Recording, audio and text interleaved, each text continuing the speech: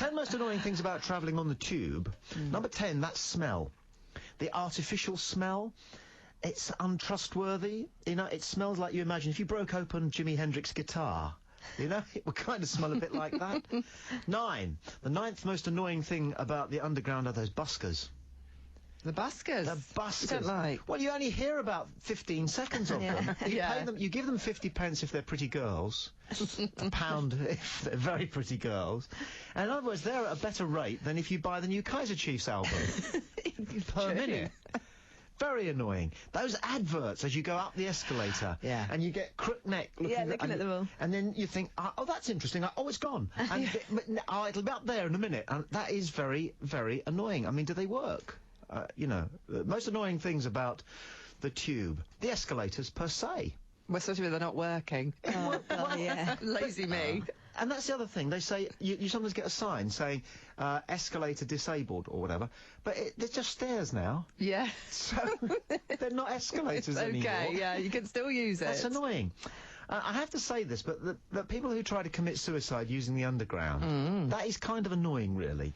There must be a better way. I mean, I once, when I worked at Fleet Street, had my NUJ card, and the tube was delayed because a man had tried to commit suicide under a train, and the police let me through. I don't know what I was doing or what I thought of. I thought, it's an incident.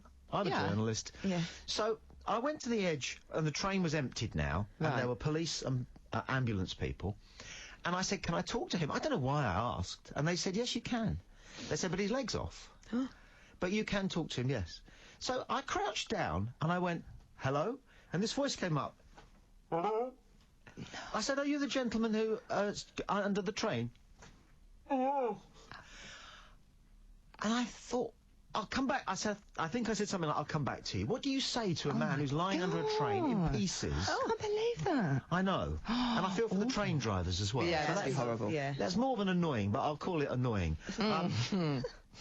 What about those people who think they know the tube inside out? Oh, yes.